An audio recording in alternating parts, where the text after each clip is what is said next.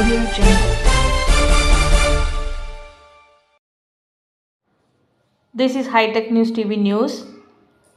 Kaveri Hospital Vadapalani is delighted to commemorate its 1-year anniversary with the inauguration of a family clinic designed to offer a comprehensive and affordable healthcare services to families in the community. This significant milestone underscores our unwavering commitment to delivering high-quality medical care to everyone. The new family clinic brings numerous benefits to the community. Operating from 8 a.m. to 8 p.m., the family clinic will provide consultation at a normal fee of Rs 200. Our dedicated team of family medicine specialists, including Dr. Sujata, Clinical Lead, Family Medicine, Dr. Vaibhav Suresh, Associate Consultant, Family Medicine will offer personalized care to patients to all ages. These experienced professionals are devoted to ensuring that each family member receives the attention and treatment and they need. Moreover, the affordable consultation fee of rupees 200 makes high quality medical consultations accessible to all. Our vision is to become the most respected and trusted healthcare provided for all, said by Dr. Arvind Selvaraj, co-founder and executive director of Kaveri Group of Hospitals.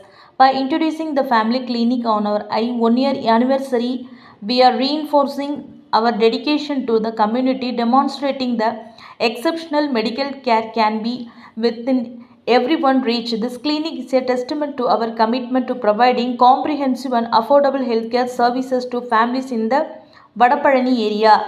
Kaveri Hospital Vadapalani has earned a reputation as trusted healthcare provider known for setting high standards in medical excellence and patient care.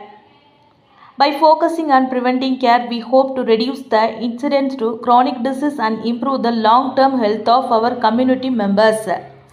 வணக்கம். காவேரி மருத்துவமனை சார்பாக அனைவரையும் வரவேற்கிறேன்.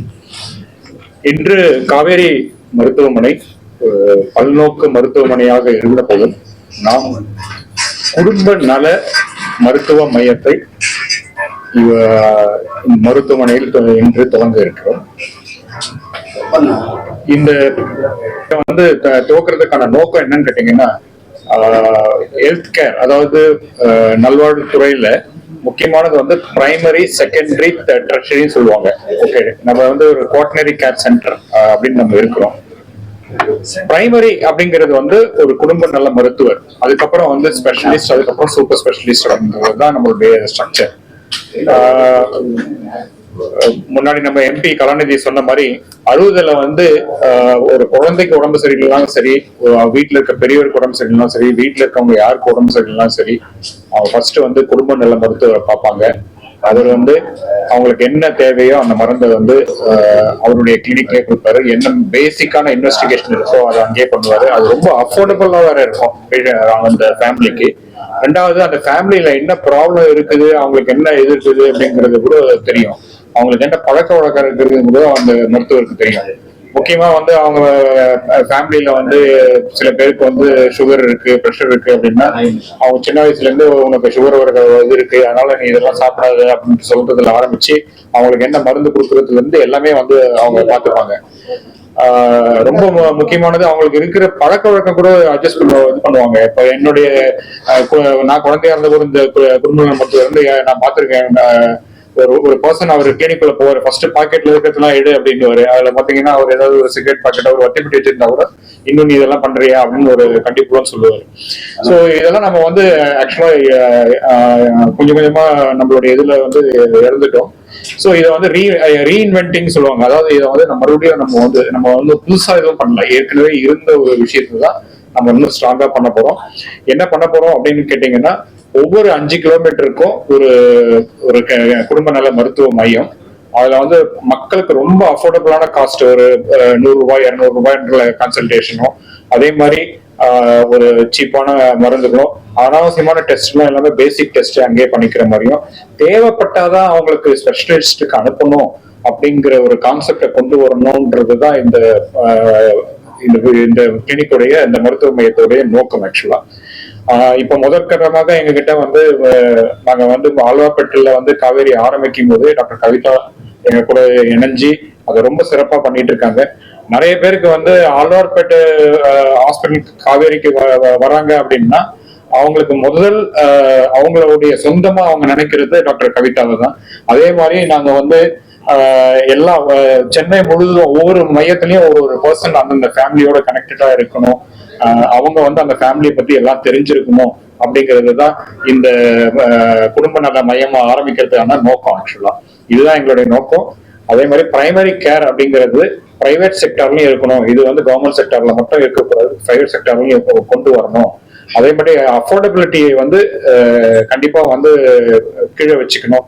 இதனால வந்து அவங்களே போய் இப்ப என்ன பண்றாங்க, பாதி பேர் வந்து சின்ன தலைவலி சின்ன இது அப்படின்னா நேரம் மெடிக்கல் ஷாப்புக்கு போறாங்க. இப்போ பிரைமரி கேர் யார் ப்ரொவைட் பண்றாங்கன்னா அந்த மெடிக்கல் ஷாப்ல இருக்க ஃபார்மசிஸ்ட் தான் ப்ரொவைட் பண்றாரு. அவர்கிட்ட போய் ஏதோ ஒரு மருந்தை கேட்டு வாங்கி சாப்பிடுறாங்க. அந்த மாதிரி இல்லாம ஒரு மருத்துவரையும் அணுகி தரமான மருத்துவத்தை வந்து எடுத்துக்கணும் அப்படிங்கிறது ஒரு நோக்கம். அதே டைம்ல அவங்களுக்கு வந்து ஒரு வியாதி இருக்குதுங்கிறத வந்து இயர்லியரா கண்டுபிடிக்கிற இதுவும் வந்து அவங்களுக்கும் இருக்கு. முதல்லயே வந்து அவங்களுக்கு வந்து ஒரு பர்டிகுலர் ஸ்பெஷலிஸ்ட் அமைச்சு அவங்களுக்கு அந்த வியாதி பெரிய வியாதி ஏதாவது இருக்குமோ அப்படின்றத வந்து ஸ்கிரீன் பண்றதும் அவங்க பண்ணுவாங்க. ஸோ அதையும் நம்ம திரும்பி கொண்டு வரணும்ன்றது நம்மளுடைய இது. அதே மாதிரி மக்களுக்கு வந்து ஒரு பழக்க வழக்கங்கள்ல இருக்கிற இம்பார்ட்டன்ஸ், அதாவது என்ன மாதிரி உணவு எடுத்துக்கணும், எந்த மாதிரி எக்ஸசைஸ் பண்ணணும், எவ்வளவு அளவுக்கு எக்ஸசைஸ் பண்ணலாம், எவ்வளவு அளவுக்கு பண்ணக்கூடாது அப்படிங்கறதெல்லாம் வந்து அவங்க சந்தேகங்கள் தீர்த்துக்கிற ஒரு மையமாவும் இருக்கும். அதே மாதிரி வேக்சினேஷன்ஸ் குழந்தையில இருந்து பெரியவங்களுக்கு இன்னைக்கு குழந்தைங்களுக்கு மட்டும் இல்ல பெரியவங்களுக்கும் இன்னைக்கு வேக்சினேஷன் எடுக்க வேண்டியது அவசியமா இருக்கு. ஸோ அந்த வேக்சினேஷனுக்கு அட்வைஸ் பண்றது, இந்த வேக்சின் எடுத்துக்கலாமா எடுத்துக்கூடாதா, எந்த வேக்சின் எடுத்துக்கணும் அப்படின்றத வந்து சொல்றதுக்கும் அது அந்த மையம் வந்து உதவியா இருக்கும். அது மட்டும் இல்லாம அவங்களுக்கு ஹெல்த் கேர்ல இருக்க எல்லா டவுட்ஸையும் வந்து கிளியர் பண்ணிக்கிறதுக்கான ஒரு இடமா அது வந்து செயல்படும். இதுதான் வந்து எங்களுடைய நோக்கம்.